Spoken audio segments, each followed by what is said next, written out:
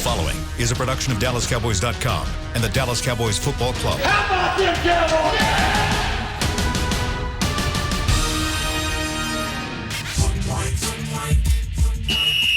Let's go, baby. Are you ready for a break? Yes. Are you ready for a break? Absolutely. Ready for a break? Yeah, and so much for that. It's time for The Break on DallasCowboys.com. We were on the break. With Nick Eatman, David Hellman, Ambar Garcia, and Derek Eagleton. It is Friday, December 18th, 2020, Season 16, Episode number 83. Welcome to the latest edition of The Break, presented by Geico. We will be talking about Cowboys versus San Francisco 49ers. That happens this Sunday at noon. And in order to get ready for that, we got to start with the injury updates. Zeke Elliott, he has not practiced all week. Mike McCarthy said this morning that he's a little bit behind because he actually played last weekend. Jerry, in a later interview this morning, said he fully expects Zeke to play. My question for you guys, and I'll start with you, Nick, why risk playing him if he's not healthy at this point? Well, I mean, if you wouldn't. You're not going to play him if he's not healthy. If he's not healthy, I don't think he plays. If he's healthy enough to play, then I think he plays. I mean, it's just as simple as that. I mean, he's your top running back, and he got games to play, and they can still make the playoffs. So I mean, if he's healthy enough to play, he plays. Dave? Yeah, I mean, and that's the classic difference between fans and media and the team itself is, you don't have to believe that they're going to make the playoffs, but they're mathematically still alive. If Zeke's healthy enough to play, he should play. I mean, that again, first of all, also Zeke Elliott wants to play. He's a competitor. He wants to win. He doesn't care about draft order and any of that stuff. And he makes $15 million a year, so get out there and play some football if you feel up to it. I don't have a problem with it. What do you think, Amber? No, I agree. I think that my hope is that the medical staff is doing their job and being careful with him, a guy like him, and all that. But if it was up to me, I would not be playing it. But that's out of my control and definitely not my decision. I would sit him out and just chill over there, watch the game from the sideline. You're good. But he seems like if he can play, he's going to play. The interesting thing about the secondary right now is that just as looks like they're gaining guys, they're also seemingly losing guys because you look at their injury report. There are guys that played last week when they had so many guys out that are now on the injury report. So, Dave, catch us up as far as the cornerbacks and safeties. Who's looking like they're up and who's looking like maybe they're down? I'm leaning toward thinking everybody's up. Are you talking about Xavier Woods? Who's supposed to be down? Yeah, I mean, Xavier Woods, you had Rashad Robinson. There were several guys that were listed on the injury report that either did not practice or were limited. You're right. I forgot last week, yeah. I forgot about Rashard. I think Xavier, that's a caution issue. Mike McCarthy didn't sound overly worried about it today. And then he came out and opened his press conference by saying he's optimistic that Anthony Brown, Trayvon Diggs, and Donovan Wilson can all play. So, and Cheeto is coming back. We've known that. So, there's still way more guys coming back than potentially going down. Rashard is interesting. I'm not, he hasn't practiced yet this week, but I do think Xavier Woods will be available. So, I think it's way more likely they have guys available than not.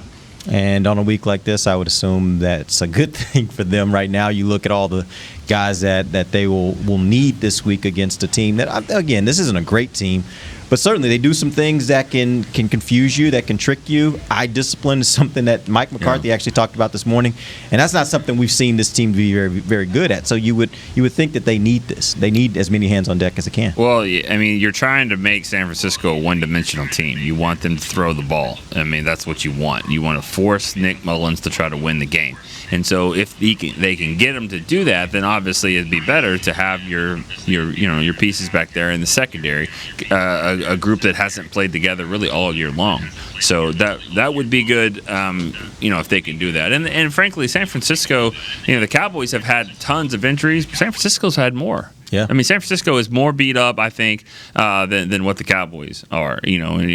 Looked at it yesterday. The Cowboys had 3 Pro Bowlers on IR. I mean, San Francisco's got 4, and that didn't even count their quarterback, who we all know when the quarterback goes down, that changes everything. So they've had more injuries, I think. Yeah, I read that they have roughly about $70 million in cap space currently on IR. For their team. I think the Cowboys are somewhere in the range of 60-something million. But, yeah, whatever you can say about the Cowboys and what they've been experiencing this season, you can probably say the same thing about San Francisco and possibly a little bit more than what the Cowboys have been. And their record reflects it. They're 5-8. Cowboys are 4-9. Let's go ahead and talk about the preview, though, between the Cowboys and the 49ers. Dave, you wrote an interesting article where you talked about the fact that you look at this 49ers team and you think really it sets a blueprint for maybe what the Cowboys should be aspiring to be. Lay out the foundation of what you were saying in that article. I mean, it's something that I've been thinking about since Dak got hurt, and it's something that I've probably talked a lot about over the course of the last 2 months. But and I think you said something like this earlier this week, Derek. Are you a bad team because you're awful and you don't have any talent, or are you a bad team because of bad breaks? And the Cowboys aren't the most talented team in the league, especially on defense, but this strikes me as a season more about bad breaks. Like if they've got Dak and their offensive tackles, like even if only some of those guys get hurt, maybe you're not contending for the Super Bowl, but you're definitely alive in the playoff picture, maybe even leading the NFC East. This is probably an 8 to 10 win team if a few more things go their way, in my opinion. And so it reminds me a lot of the 2018 49ers. They finished 4-12, and a lot of that was bad breaks. They had a lot of injuries that year, none more important than Jimmy Garoppolo going down in week 3. They slumped to a 4-12 record. And that was coming off a year they had gone 6-10. Actually, I forgot about this. They started the 2017 season 0-8. They trade for Jimmy Garoppolo. They go 6-2 over the second half. They finish 6-10. They were a trendy pick to be a playoff contender. Jimmy G goes down week 3. They finish 4-12. Again, probably more about bad breaks than how bad their roster was. And sure enough, they draft Nick Bosa number 2 overall. They draft Deebo Samuel in the top 5 of the second round. And they started the next season 8-0 and made it to the Super Bowl, which I wrote in the article. I was like, I'm not trying to convince anybody the Cowboys are going to make it to the Super Bowl next season, but they're going to have a chance to add 4 or 5 really talented draft picks to a roster that I don't think is that bad, and hopefully they're going to have better luck with injuries. I think this is more of an aberration than a sign that this team is headed for dark times. I think they can turn it around very, very quickly if they do smart things in the offseason. Hey, Nick, Dave talked about bad breaks.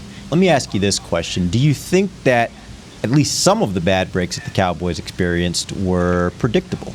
In which case, maybe the Cowboys should have had a little more should have been a little more prepared to sustain them? No. Okay. No, they don't. I think their swing tackle was probably the best swing tackle that they've added. I thought. I mean, a first-round pick in Cam Irving, I thought that was about as good as of a swing tackle as we've seen. Andy Dalton. But here's the thing. The interesting part about that is the coaching staff didn't think so because they didn't even think that he was better than Well, who are you Terrence talking Steele. about, the coaches, or are you talking about Jerry and Steven? Either way, all I'm saying is when they brought him in, whoever brought him in, I don't think the coaching staff necessarily saw the same level of player once they got to the point of the regular season because they were willing to start Terrence Steele. Yeah, but they loved him. They loved Terrence Steele, okay. and they shouldn't have. And they've proven that. And they've proven that. I mean, we know that they love Terrence Steele. They come back later and put Cam Irving at left tackle, and he's been fine, and we all know he's better than Terrence. So whatever he was dealing with, and I don't know what he was dealing with in training camp. It was kind of a weird deal. But anyways, they were prepared to have a pretty talented swing tackle. They were obviously prepared to have their best backup quarterback that they've had. So, I don't know if you say it was predictable that it was coming. I mean, I think they tried to bolster their depth, and Dak said it. The healthiest team wins. He said it way back in the summer, and ironically, they're one of the least healthiest teams, and they have one of the worst records. Amber, do you think any of these bad breaks were predictable? I mean, there are things that I think were more under their control, things that happen as far as, and not looking specifically at the offense. The offense, obviously, we know how much they've been affected by these injuries that are definitely unpredictable. But as far as like the defense goes, I mean, you look at guys that they had to get rid of, free agent guys, veteran guys that they decided to cut, and these were guys that they themselves brought in here, didn't work out, they said bye. Then you got guys, I mean, when you really look at the D-line and the linebackers, I mean, what's really the excuse there? You only really lost, I guess, 2 guys, 2 injuries. I mean, there's been guys that have been banged up, but the defense as a whole, there were so many other things that I feel like was more under their control and that they could have adjusted better and done things differently to start seeing maybe an earlier change during the season rather than waiting this far down the line of the season to seeing some motivation and some explosiveness like in the game against the Bengals. So I think it's a mixture of so many different elements combined together. And when you look at the offense, even when Dak was still in, I mean, they were still struggling. They got better in the second half of the game, but that was not an offense that was perfect by any means. It was still having their own struggles. So it's just a combination of a bunch of different elements, things that were under their control and things that just there was no way that they could have predicted. Dave, do you expect that some of these bad breaks that they had this year are predictable for next season, so they should be more prepared to sustain some of them? What are some of the things that you're concerned that happened this year that you may still see some remnants of it next year? So you cut out for a sec. Is that directed at me? Yeah, that was directed at you. I'm sorry. Yeah, I was saying what things happened this year that were bad breaks that you think that you could still see remnants of next year? I mean, I would love for them to find a way to ease our concerns about the tackle spot. And I mean, a draft pick is basically what I'm saying. Not necessarily in the top 10 of the draft, but a guy that you think can play right away, because, this is year 5 in a row that Tyron Smith has dealt with injury issues. He's only 30, but he's been playing in the NFL since he was 20. I mean, that's a lot of mileage. And, I don't know this, but, Lyle Collins' hip problem, like, you're basically talking about a situation where he didn't have, like, any cartilage on his hip. Like, his hip bones were grinding against each other, and that is a troubling thing to hear about an offensive tackle. So I'm optimistic that those guys will be fine, but I don't think you can just leave it to trust. And so, that's a situation where, they need to address that one way or the other rather than just run it back and hope that it'll be fine. I mean, there's reason to believe that it will, but you can't, hope is not a strategy, like they always say. So that's the one thing that I have my eye on, is just how can you keep the offensive tackle health from holding you hostage again next year. When you talk about bad breaks, Nick, do you think that you would factor Leighton Vander Esch into that? And is that something that going into next year, if you're going in knowing he's going to be a starter, that you better be aware and better be prepared that he may miss games looking at his injury history? Or do you think it's just these are all just kind of fluky type things, and so you don't really worry as much about it for the future? I think you factor that in when you're looking at the linebacker position and you say, okay, what do we've got to do next year? We got to get better at this position. I don't know what you can expect from Sean Lee. I would imagine he's probably not coming back. I mean, but if he's not helping you that much, I mean, you got to get a better third linebacker. Maybe draft a young guy in hopes that, okay, if Leighton is banged up, we could play this guy, or we need him as our third linebacker, or maybe he's better than Jalen Smith. Whatever it is, I mean, I think it's a position of need, and Leighton's injury and history of injuries is part of that. Yeah. You guys concerned, Amber? Are you concerned about Leighton's history as a player that seems to be injured often? I am. I've always been one that is always concerned about reoccurring injuries in the same area of the body. So it is something that concerns me. It really sucks to see that certain areas that we really thought coming into the season, we really thought that the Cowboys were set, as far as depth and talent. And then it turns out that it just didn't work out, whether it was injury related or just performance wise. This is going to be a tough offseason, trying to figure out exactly what you need, what you can get to reinforce this team, because after what we saw this year, I mean, they're not as set and secure as far as like backup guys as at least me personally I thought they were beginning this year. So they got a lot of work in their hands and a lot of areas of concern all throughout the roster, both on the defensive side of the ball and the offense as well.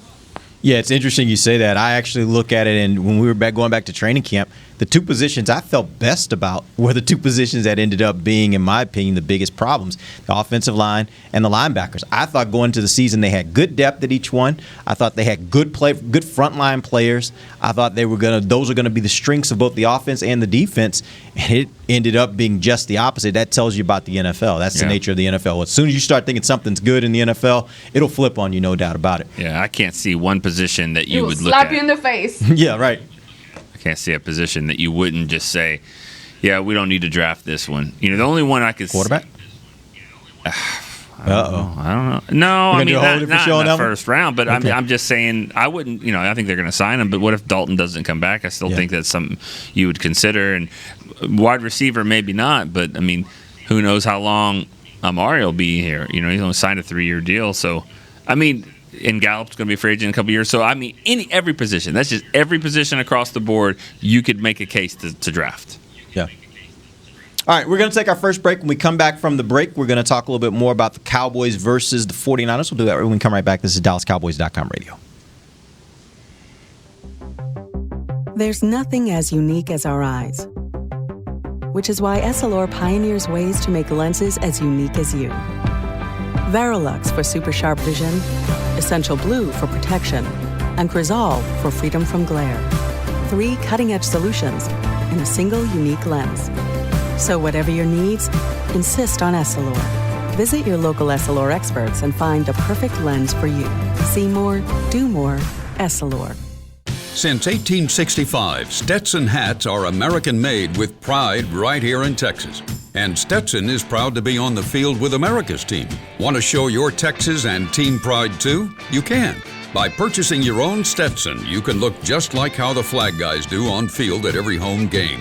Stetson hats, the official crown of all self-respecting Cowboys, and your favorite football team. Get yours today at shop.dallascowboys.com or at stetson.com. I'm Jay Novacek, former tight end for the Dallas Cowboys. Back in the day, I was the guy who always got the tough yards, and that's why I run with John Deere today. In fact, I have a John Deere 3025E tractor that can handle any yard work I need to do, even the tough yards way out back. So if you have 1 acre or 1,000, John Deere has the equipment that's just right for you. Visit a John Deere dealer today and run with us. We are the official tractor provider of your Dallas Cowboys. Dear, it's 1908. Don't you think we should get electricity? And stop using candles to see at night. It's just electricity lights up the room fast. It's more reliable than candles blowing out, and people seem to love it nationwide. Well, candles are... Dear, did you just run into the wall? Nope. May I have a new candle, please? Historically, switching to new technology is a no-brainer. Today, it's AT&T 5G. Fast, reliable, secure, and nationwide. Switch to AT&T 5G. It's not complicated. 5G requires compatible plan. May not be in your area. See att.com/5G for you for details. Back to the break. Cowboy fans, finish up your holiday shopping at the Dallas Cowboys Pro Shops with up to 40% off new gear for the fan in your life. The Pro Shop has a huge selection of cold weather gear and the hottest holiday gifts. 'Tis the season for football and holiday fun. Visit any of your local Dallas Cowboys Pro Shops throughout DFW and at Entry A at AT&T Stadium for all the holiday savings. Welcome back. It is the second segment of the break, live from the SWBC Mortgage Studios, presented by Geico. Before the break, Dave laid out the blueprint that San Francisco went through in order to get themselves from where they were in 2018 to being a Super Bowl team. And it's hard to remember. Like, that seems like ancient years ago that they were in the Super Bowl. But literally, last year, they were a Super Bowl team. And so my question for you guys is, how likely do you think it is, based upon where you think Dallas will net out and their ability to draft, that they can get those kinds of impact players and enough of those impact players to where they can make themselves a serious contender next year? Let's start first with you, Nick. Well, I mean, I think they're going to need to get a really talented defensive player. There's no doubt about it. A difference maker like San Francisco did. But I also feel like, the 49ers were bad for a while leading up to that, and to get some talented players on the defense. But you can make the case the Cowboys have been doing that on offense and stacking. They had a better offense play. So you need a difference maker. You need to get a couple of guys on defense that can help turn this around. And you just look at the schedule this year. I mean, I think Dave and I talked about this the other day. I think the Cowboys would have gone 8-8 this year, even if Dak doesn't get hurt. Really? Yeah. I mean, they were 2-3 before he gets hurt. It's hard to tell because those 3 losses didn't seem like they were very good losses. But the Browns, the Seahawks, and the Rams. And all Rams, three I think, are the best team in the NFC, personally. All those teams are really good. And they were close games. Yeah.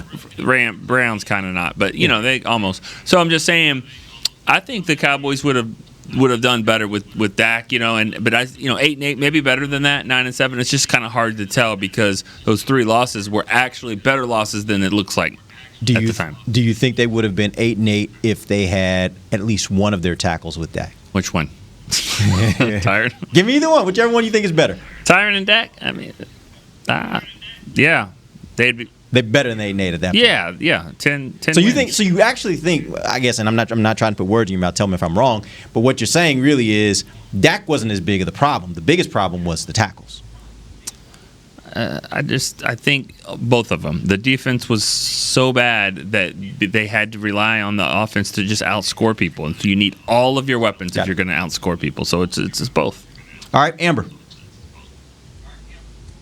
What's the question? I might not give right. I might not give such an intellectual perspective as maybe Nick or Dave, whatever he's about to say. Mine comes more from the heart, my feelings. Okay.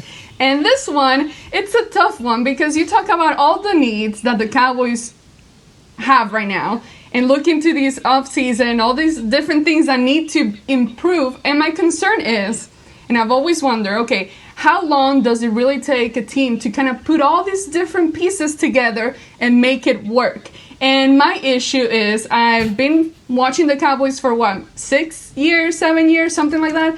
And during this time, every year I go in with high expectations, thinking, okay, this is it, and they're gonna make it work, and then it doesn't. So maybe I'll feel again next year, but right now, as today, as we stand here, I feel like I don't see, I'm not very hopeful that it can happen for next year. Just because, again, you talk about the lifespan of players, every year, these good players that you have, there goes another year that it was wasted and for nothing, and there goes another year. And then, honestly, seeing the transition from the team when I first got here, the Tony Romo, the Jason Witten, and then seeing the transition into a new, younger team, and then seeing these guys that you got to meet and follow and become a fan of, and seeing that there was not really a great result, and now you got a whole new team in, and then now you begin that new transition and that new lifespan there with them,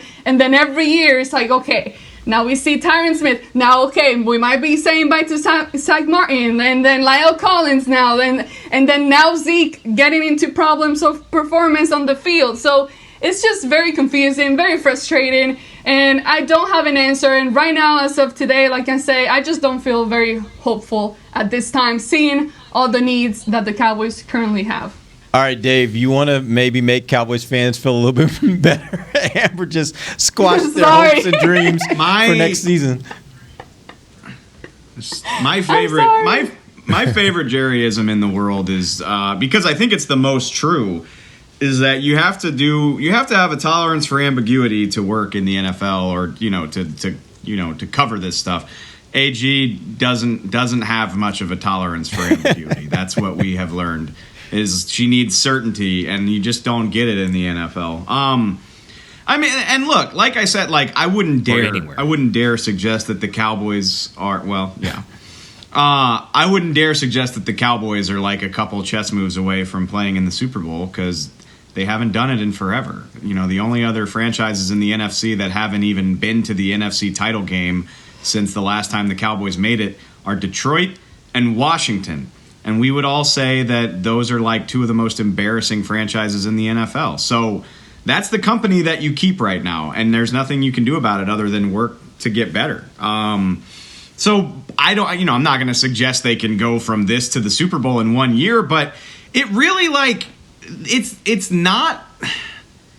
The NFL is so random. Like, you can pull these things off with one or two moves. Like, Nick is right. The 49ers have been bad to mediocre for a while before they had last season. But, like, they didn't build this super team with these drafts. You know, they drafted Solomon Thomas 3rd overall. Bust of a pick. Reuben Foster, really good linebacker, got kicked off the team, can't stay on the field for anybody. Dante Pettis was their big top 50 receiver.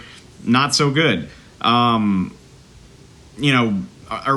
Armstead, pretty good player. He's still on the team, but he's not this badass. DeForest Buckner was, and they turned right around and traded him. So to go back to Amber's point, you're only ever living like a year or two at a time. Like this idea, like the 90s Cowboys, where you can keep a core of a team together for like 6-7 years, it just doesn't happen anymore.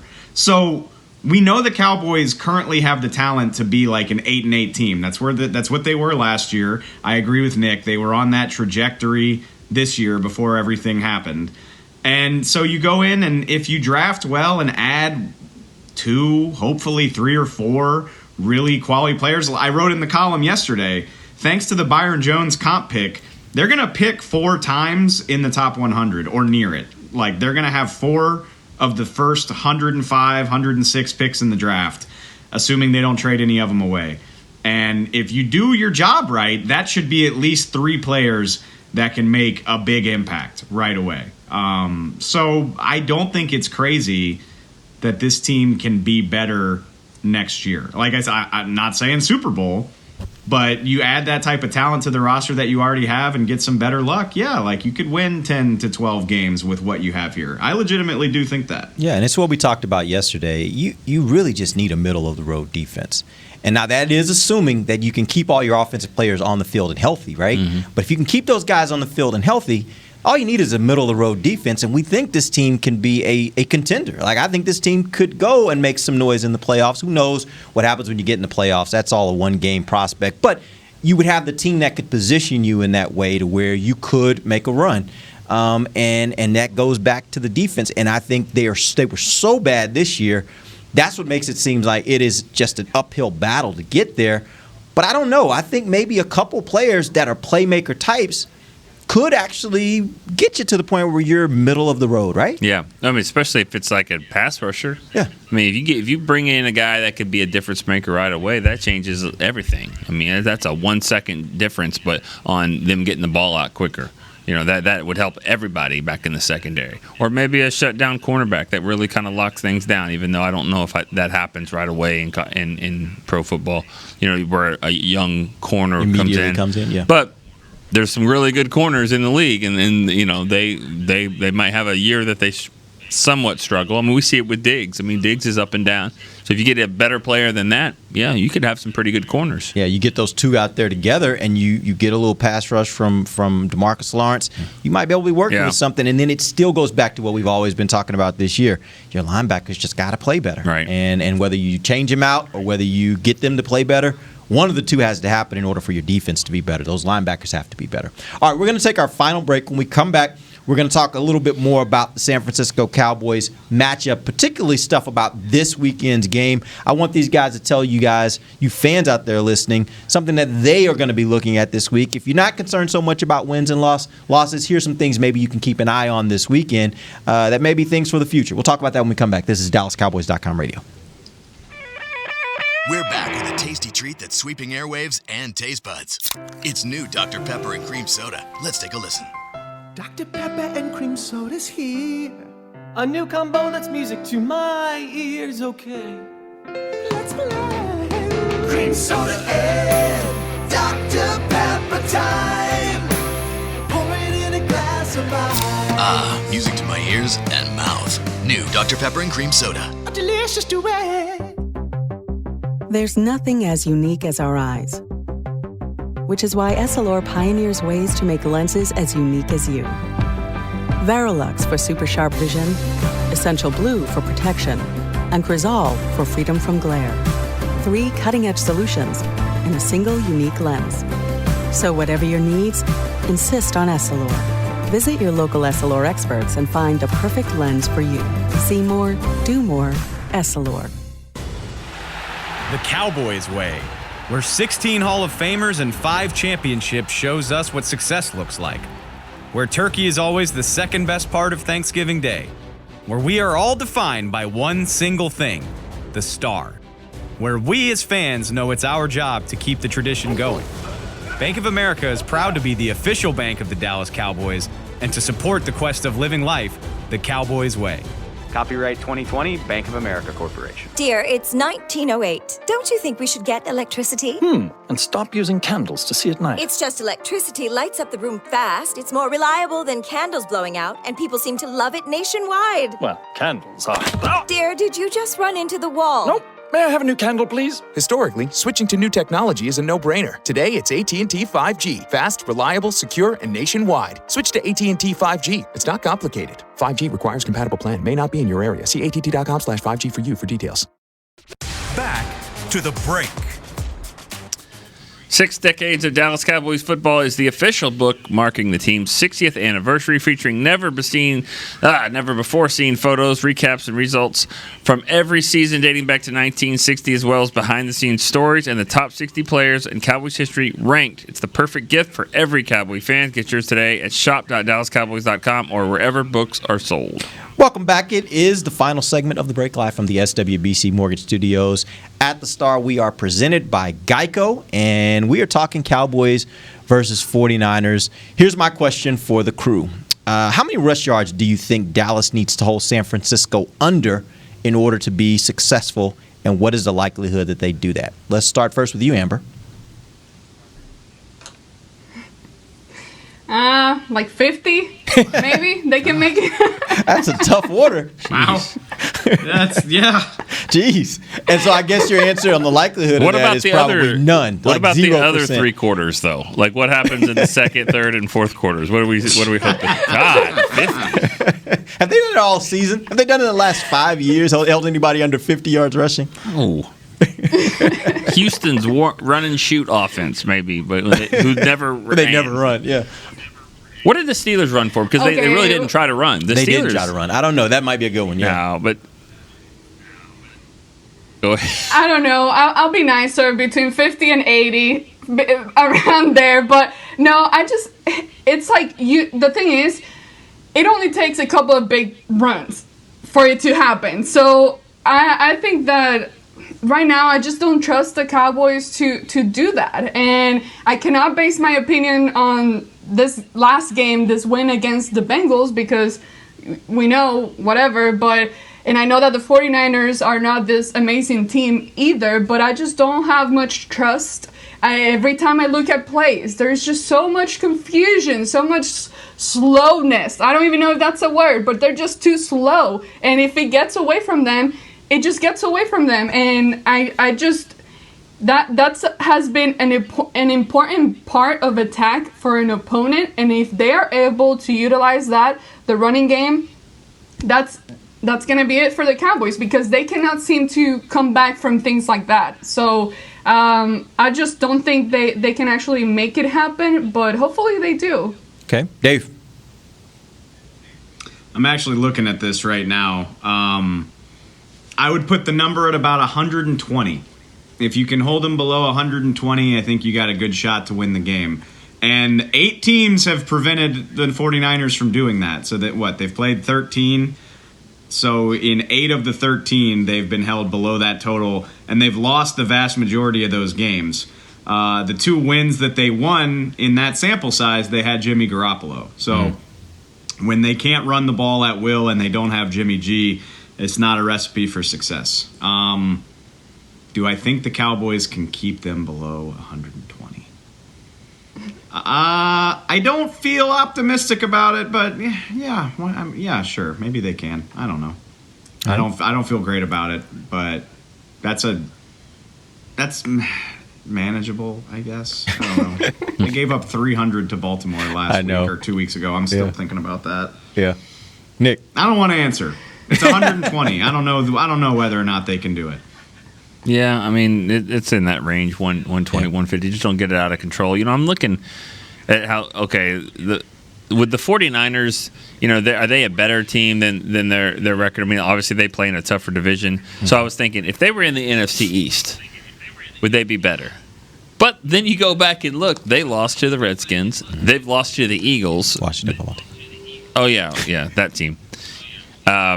Football team. Football team. Yeah. No, I'm not calling them that. They're Washington. Because they can't be the football team. I hate that. I hate when people just say it without saying anything else. Right, they can't be the football team. Yeah, I think Broada said it the other day. Against the football team. I'm like, Buffalo's got a football team. Like, I hate that. But anyways, they lost to Philadelphia. They lost to Washington. They're average. But you just gotta put the quarterback in a position to try to beat you. And I don't think the Cowboys. I don't think they even load up to stop the run. Like they don't ever do that. They don't ever sell out and be like, we know it's running. Like I've seen some 3rd and 1s before where I'm like, why are the linebackers 6 yards off the ball? Like, and why are there only 2 of them out there? Yeah. No, right. I honestly, I agree with you. They're stubborn with their run defense. I think one of their biggest problems in run defense this year is that they are not they're hamstringing themselves. Like they're not giving themselves the proper support. After games where they've just gotten completely run on, if I was a defensive coordinator, I'd be like, all right, guys, we're not going to get run on. Like, they may throw for 500 yards, but they're not going to run the ball. So if I got to put in 3 linebackers and 3 safeties, they're not going to run the ball on us. And they just don't do that. Like, they're like, we're going to stick to having 4 defensive linemen and 2 linebackers, and we're staying with nickel. Sorry. You just can't do that when you have Rashard Robinson and Savion Smith called up from the practice squad and say, hey, here's your jersey, here's the locker room, and then now go play cornerback. Like, it just doesn't work. These guys, you got to have better corners to play that way. So it's been a show over there on defense. All right. Here's another question I have for you guys. For fans out there that are not necessarily looking at wins and losses at this point, they're more concerned just about what things you can glean from the rest of these games that may help or hurt you next season. Give me one thing that you'll be watching this weekend that's not really about the wins and losses. Maybe it's a player. Maybe it's a position group. Tell me one thing that you're going to be watching this weekend. Dave, let's start with you. I think I've already said it this week, but I'm so intrigued by the idea of them having the majority of their, better defensive backs available. I really hope Diggs and Anthony Brown and Donovan Wilson can all play. A secondary of, Cheeto and Diggs on the outside with Anthony Brown as your slot corner, and then Donovan Wilson with either Darian Thompson or Xavier Woods. I just think that's interesting because, it would be so great if you could watch this secondary for 3 weeks and kind of get an idea of what it looks like and who you like and who you don't like. Because if you just let everybody that's not under contract walk, then your only meaningful DBs left on the team are Anthony Brown and Trayvon Diggs. And Donovan Wilson, excuse me. That's really all you got. Yeah. And I mean, I'm intrigued by Donovan Wilson, but so many people are just pegging him in as he's your starter going forward. I'm not convinced of that. I don't know. I would love to see more. And Xavier Woods, Cheeto Awuzie, Jordan Lewis, do these guys need to be re-upped here? Should they be? How much should they cost? All of that. That's the first step in fixing this secondary, is figuring out who stays and who goes, and then you can make decisions in free agency and the draft from there. So, if they can all play, that would be really interesting to watch. Nick, what are you watching? Man, I want to see the tight end position. And I don't know if this answers the question, but I think it's going to be interesting to see what happens next year. I just don't know if you've got a number 2 tight end. And I think Schultz is doing okay. He's pretty good as the pass catching tight end, but they don't block very well. Nobody does, and Jarwin included, really. And so Blake Bell was supposed to come in and do that. I don't think that's really been a success. And he's on a 1-year deal. I can't really imagine him coming back. I mean, maybe, but but then what happens? You can't just say, okay, Schultz and Jarwin, there's your first 2 tight ends. Because, again, nobody blocks on 3rd and 2. That doesn't help you. You need a tight end that can kind of go in and do that. So, especially with the 3 receivers and all the backs they have. So, the tight end position is interesting still to me because Schultz is having success, but I don't know how much that helps you because I still think he might be their 3rd tight end in a 12 package because of Jarwin and then a guy that needs to come in and block. Yep. Amber.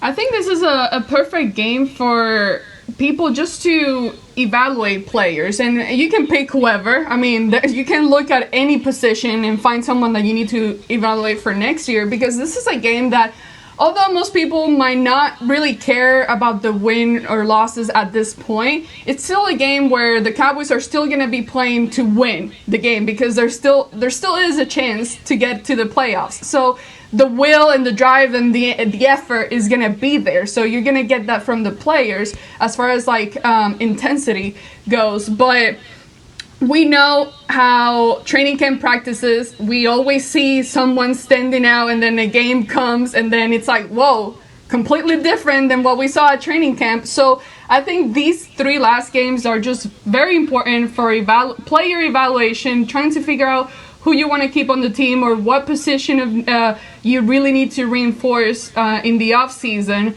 because you cannot really replicate game day performances. So I think that this is a game where fans can actually maybe take a step back from being so passionate and angry or happy or whatever kinds of emotions, put the emotions aside for just a little bit and really take the time to look at players and see what they're actually doing. Even players that are not necessarily having their balls in their hands, but look at what everyone else is doing around there, because that helps a lot as well. So I think that's what I'm going to be doing. That's what I'm going to be looking at.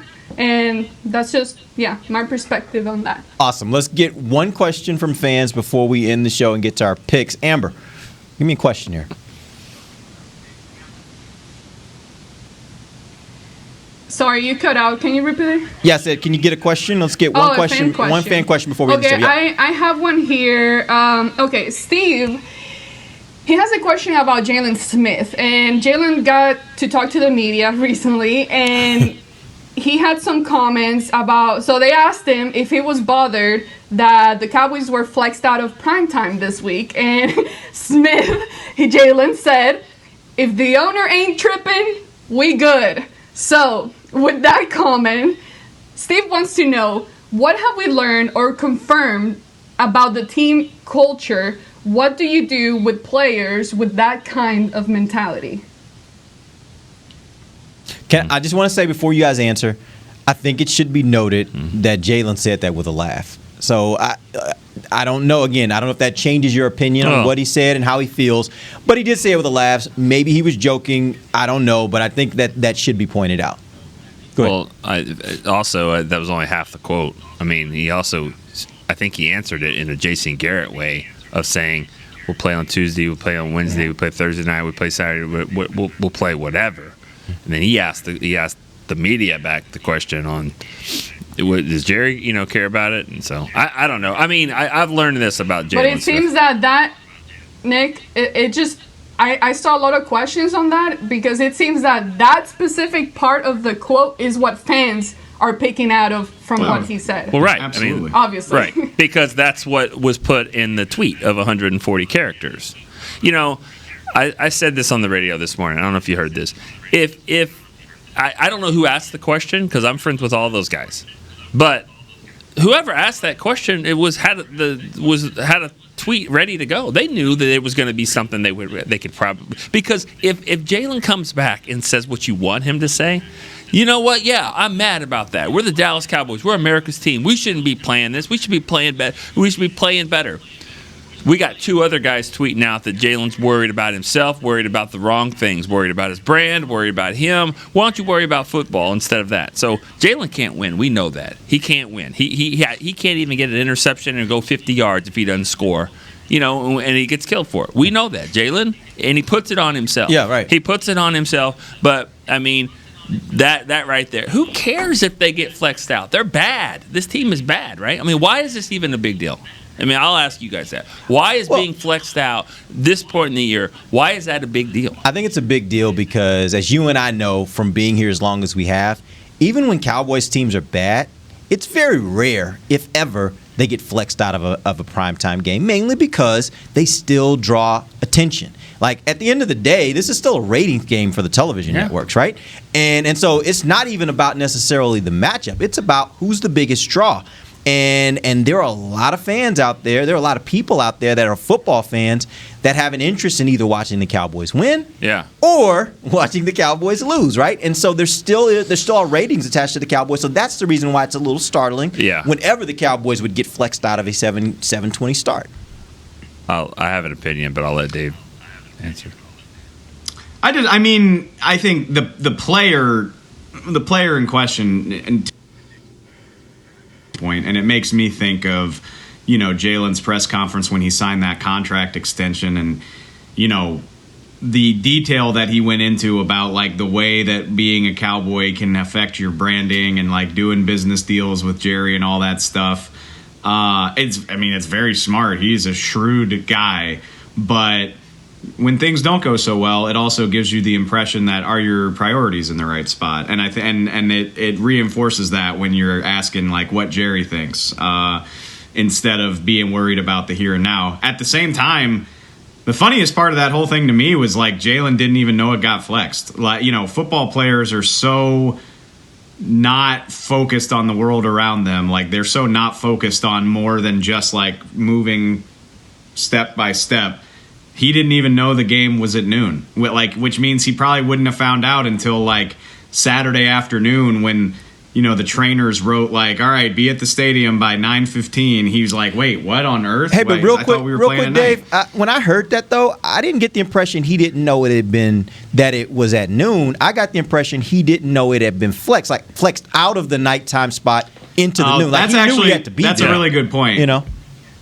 Go ahead. Yeah, you're right. I guess, but the point being is like players don't think more than 3-4 days ahead of time ever. And the game was flexed last week while he was focused on Baltimore and Cincinnati. Exactly. So it totally went off his radar. I completely get why the quote annoys fans. But again, I think it's a Jalen specific thing because there's a mountain of evidence that suggests that his priorities aren't in the right spot. I wonder if it would be as big of a talking point if it was somebody else. I don't know. I don't feel super strongly about it either way. But you said this is about ratings. Do you really think it is though this year? Do you think that it's ratings or more about perception? Because there's no way. There's no way in hell that the Giants and Browns are going to have a better rating than the Cowboys and the 49ers. No way. I don't know about that. We'll never know. Yeah, we will never know. But I don't know about that this year because why? Because I do believe that this year Jones and Baker Mayfield. I do believe that this year there is a difference in how, again, based on things that I've seen working in media, there are things I've seen that let me know there are differences this year in how people are consuming just all media, including sports. And from that respect, I don't think it's a typical year where people might be in tuned in the ways they were before. Like I think there's a lot that's changed, and because of that, I think that really I think the NFL had to give and the networks had to give people a game of consequence. Because I don't think just the matchup alone, I don't think was going to draw in the same way it would have drawn last year or the year before. I'll put it like this. If this happened in 2019 without a pandemic, I don't think the Cowboys get flexed. I think this is a unique set of circumstances this year, and we're seeing it all across media. It's not just sports. We're seeing it all across media. Just patterns have changed on how people view sports and how they view content in general. So I just think that that's way more what it's about is the ratings, personally. But we'll never know. Which also, right. Nick, I think that's why it's important, though, because I think most people would agree with you. And that's why it's important that it got flexed out, because the cliche, the storyline is that the Cowboys can be in prime time no matter how bad they are, and like Tuesday morning, the ratings will come out, and we'll all be on Twitter saying, 4-9 Cowboys and 5-8 49ers still did this crazy big rating. America's team, baby. Right. Let's go. Still relevant no matter how bad they are. The problem is really, really important people who make decisions don't agree with that. Like, they do not see the Cowboys as relevant no matter how bad they are. And that is a problem. I mean, and like whether or not Jerry Jones wants to admit it, that definitely bothers him. And it should, honestly, because it says the star is this monolith, like it's the biggest thing in sports. But if your results aren't backing it up, that won't be true forever. All right, and that's why this is a talking point. Yep. Real quick before we end the show, let's get some picks. Let's start first with you, Dave. Which way does this game go? I hate it here. I hate having to. I don't know. If I could just start a franchise, if I could start an NFL franchise with any coach in the league, Kyle Shanahan would be in my top 2 or 3 picks. So in a game between two teams with so many injuries and so few things going for them, I trust the hell out of Kyle Shanahan to have an awesome game plan up his sleeve. I don't trust the Dallas defense to do enough. Even, Nick Mullins is not good, so they have a leg up in that regard. But like I said, I just trust Shanahan, and I think the 49ers find a way to win 24-20. All right, Amber. I'll just say real quick. 1, I am not a Cowboys hater, and 2, I'm just speaking from what I see. So right now, I don't feel like the Cowboys can win anything. So that's what I'm gonna go with, and it's more upsetting when you have a feeling that you know what they could be and what they're possibly capable of, and when you don't see that result, that's what makes it more upsetting. So with that being said, Cowboys lose. I had a dream about the score, but then I forgot after I woke up. But the Cowboys lost, and so I'm just gonna go with something like 20-16, something like that. It doesn't matter because they end up losing. All right, Nick. 27-24 Niners.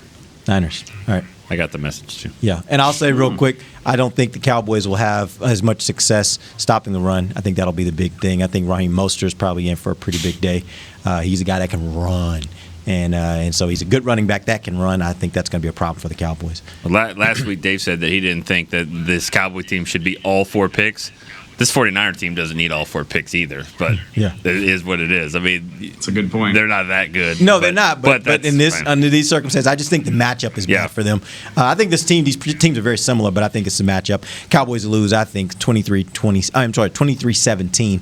All right, we'll be back on Monday. We'll let you guys know what went right and what went wrong. Till then, for Nick Eatman, Dave Hellman, Amber Garcia, I'm Derek Eagleton. This has been The Break, live on DallasCowboys.com radio.